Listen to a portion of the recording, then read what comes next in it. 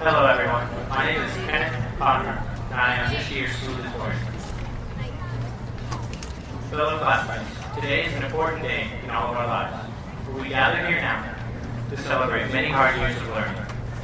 Currently, we are surrounded by all the people who have not only taught and inspired us throughout our lives, but have helped us become who we are now.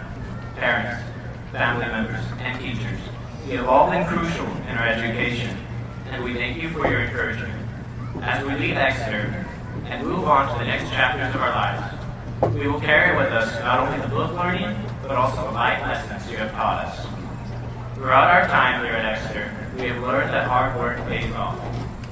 This can be seen through many of the accomplishments that this class has done in the past 4 years, such as winning first place and qualifying for state each year in our Science Olympiad competition, and winning Valley in baseball and softball, cross country, track, and boys basketball.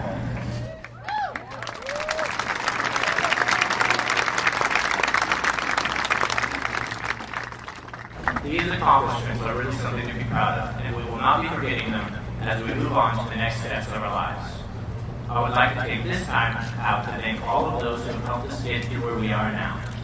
Personally, I would like to thank some teachers who have given me and countless others tools that will help us for the rest of our lives. Tools such as learning to take educated risks and being happy for Mrs. Chang. Learning to keep an open mind as well as being respectful and caring for Mr. Lindman. And learning that work and play can be the same thing for Mr. Rice. Our families also deserve mention, for I know that I would not be where I am today if I did not have the support of my mom, dad, brother, and sister. I just want you guys to know that I love you. Now, I would like to bring up one of my closest friends and the valedictorian of this graduating class, Robbie Briscoe.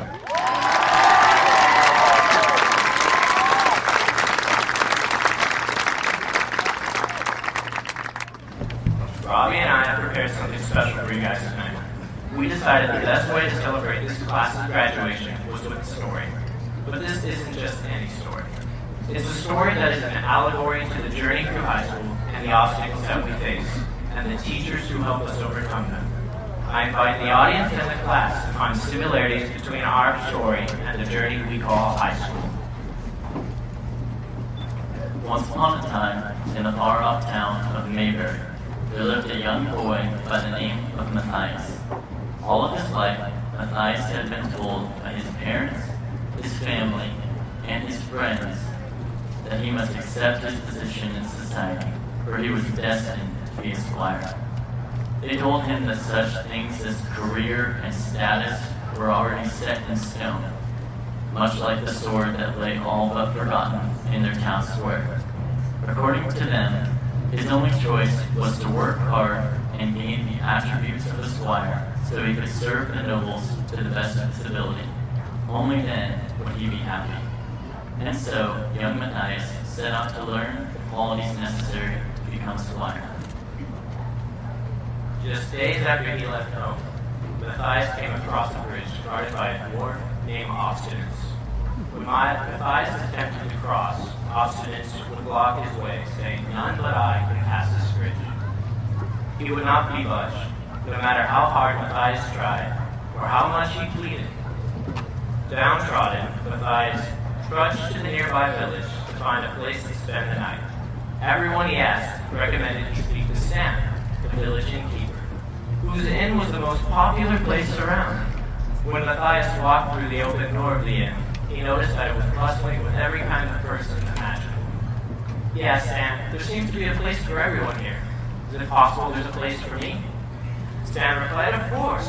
I will accept any traveler who simply desires a place to rest his head. I believe everyone deserves a welcome hand." "Well, Obstinate certainly did not extend me that hand," said Matthias sadly. "He will in time. You just need to be more flexible," concluded Stan. On the morrow, Matthias woke up, bid farewell to Stan, thanking him for his kindness and his advice, and went to reason with the dwarf. "Obstinance," said Matthias, "I respect your wishes to guard this bridge, so I will find a different path." But just as he turned to leave, Matthias heard the dwarf calling back, Obstinance had never encountered someone who was willing to put his wishes above their own. Moved by Matthias' newfound adaptability, Obstinance allowed him to cross the bridge. Not far from this bridge, Matthias encountered a magical talking quail with an injured wing. The quail pleaded with Matthias, "I need to fix my wing so I can compete in the quail games this fall. But I'm stranded on this road, and only the wood of a yew tree will suffice for the splint. Can you please find this wood for me?" Sympathizing with the poor bird, Matthias agreed to help out. Initially, Matthias set out determined to accomplish his task, but he soon found it to be much more difficult than expected.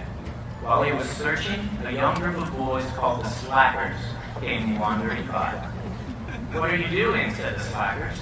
"Searching for yew trees so I can help my friend the quail."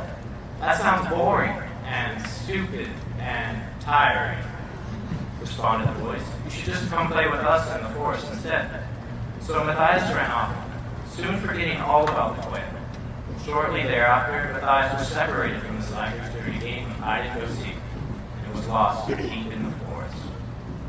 Listening to his senses, Matthias heard a faint thwack, thwack, thwack. He followed the noise and it led him into a small clearing.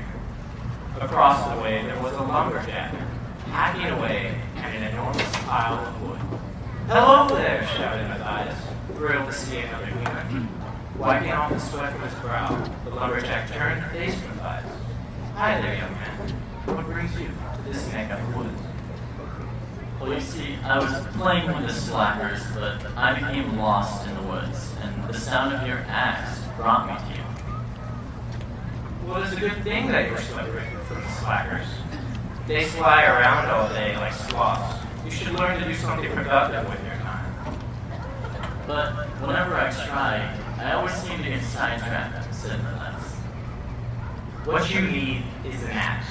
That will teach you success through hard work and dedication. Here, take this axe and practice by cutting down that yew tree over there." Remembering the quail, Matthias grabbed the axe, thanked the lumberjack for his gift, and began to chop the wood he needed from the yew tree. Though it was difficult, Matthias remembered the lumberjack's lesson on productivity and remained committed to his task. Once finished, Matthias quickly returned to the quail, who used the splint to compete in the tournament and ultimately joined the Quail Hall of Fame. Later on his journey, Matthias entered a dueling tournament in order to test his skills with the blade. Matthias battled his way through the opening rounds, but the championship placed him versus Gary Oak, the son of a nobleman. From the moment Gary was born, people knew he'd be a great fighter. He stood over 6 feet tall and weighed nearly 220 pounds. Everything about him screamed power and self-confidence. Before the battle, Matthias confided in the kingdom's weapons master and the referee of the game, and the fairy godmother who served as the presiding nurse. "There's no way I can possibly beat Gary. He's bigger, stronger, and older than me," moaned Matthias. "Nonsense," said the fairy godmother. "If you have no faith in yourself, you are sure to lose. You must believe that you are going to win the match, and you will." The weapons master chimed in. "Matthias, Gary does have one weakness. He's so cocky, he never bothers to build his endurance. He struggles when forced to fight for a long time. He can't go the distance. Since you're faster than him, use your speed to exhaust him and then make your move." With newfound courage, Matthias stepped up to the ring, and the match began. Using the advice his mentors had given him, Matthias outlasted Gary and defeated him, thus becoming champion of the tournament and learned the values of self-confidence and perseverance. Judging that he had completed his quest and gained the qualities of a good squire, Matthias returned to his home in Mayberry. Along the way, he passed a familiar sight, the sword in the stone. It had been standing in this town square for years, with no one able to remove it. Matthias stopped to read the inscription for the last time before he became a squire. "Whoso pulleth out this sword from this stone and anvil must be tolerant to all people, dedicated to his task, optimistic in the face of uncertainty, and is right wise king born of all the land. With a start, Matthias realized these were all qualities he now possessed, and pulled the sword from his stone. Now, before I explain the significance of our little fairy tale, I would like to give thanks where thanks are long overdue. I myself would like to thank my parents for always supporting me and pushing me to be the best I can be. I would also like to thank my grandparents and relatives, who are some of the most hilarious and loving people you will ever meet. I would also like to thank my friend Daniel Kunkel for waking me up when I was insistent on being the person I knew I shouldn't be.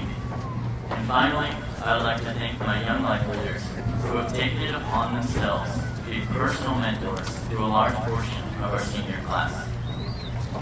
On behalf of the senior class, I would like to thank the counseling staff, specifically Ms. Reed, Ms. Reyna, and Ms. Behar, who have been so incredibly supportive of me and our senior class as a whole. You guys are amazing. I would also like to thank Ms. Staub for being the mama bear to our senior class. We love you so much.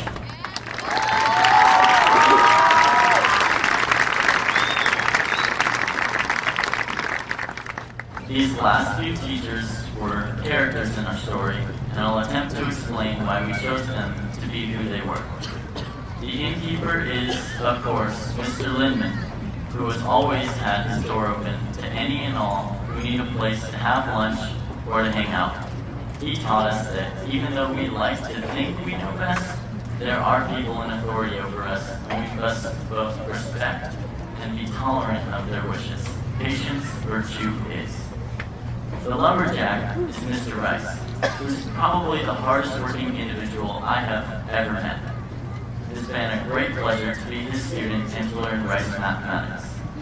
He taught us that even though we love to be lazy and get nothing done, we need to learn to work hard if we want to succeed. The weapons master is Mr. Lasky, who coaches 3 different sports, therefore perfectly fitting the role of a physical fighting expert. He taught us endurance, which is ironic because he is the cross-country coach. And I swear the man never sleeps, yet he's still one of the most energetic individuals on campus. He's certainly crazy, but like he always says, there is madness to his method. Finally, the fairy godmother is our very own Miss Cruikshanks, a personal mentor and friend. She's always looking out for the best wishes of our senior class and helping us through this crazy year. She taught us to be optimistic when all of us felt there were too many essays to write, too much homework to do, and just too much on our plate, period. She knew, even if we couldn't see it yet, that we were strong enough to make it through. Now, when Kenny and I sat down to write a speech, we knew we wanted to be original, because being boring just isn't how we roll.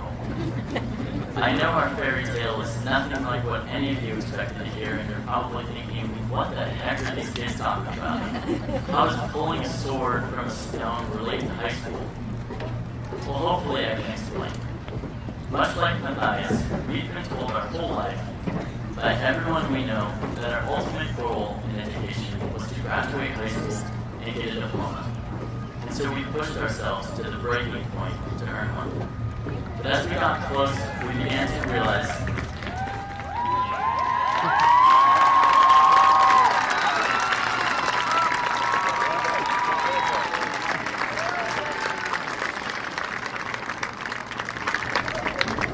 a quick shout out to Chad Zyback who just got here. I hope they did awesome at the state meet.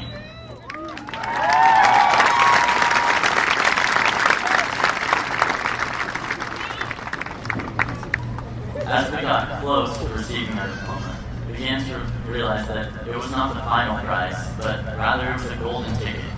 So in this sense, a diploma was our sword in the stone. Yeah, pulling the sword from the stone makes Matthias king of all the land. But to Matthias, the important part is that he now has unlimited opportunity. He can do whatever he wants to do, be whoever he wants to be. Likewise, we now have the ability to choose our own path in this world. And believe me, it will be incredible. And I'm qualified to say this because over the last 4 years, I've gotten to know almost all of you guys. Whether it was through having lunch with you in Lindman's, kicking it at Young Life, slapping it up our Q parties, having conversations about life and PE, playing sports, having you as my history partner, being voluntarios with you in Spanish, hanging out at break, or just flat out finding out how awesome of a person you are. I can confidently say that you are the most amazing group of people I've ever met. Each and every one of you is extraordinary and special in your own way, and it has been such an honor to spend almost a quarter of our lives together. I know you will each go on to do amazing things. They may say that we come from such a small town, there's no way we can ever achieve anything truly special, but we will prove them wrong. They may say that we're just 217 people, there's no possible way we can make a difference, but we will prove them wrong. They may say that we aren't smart enough, dedicated enough, or strong enough to make it in this world, but we will prove them wrong. This is our time to shine, and the world better watch out, because we're going to shine so bright we might blind a few people. Class of 2014, I'm so incredibly honored to be the valedictorian of such amazing people as yourselves. Thank you for these last 4 years. Have the future I know you're capable of, and have a great night.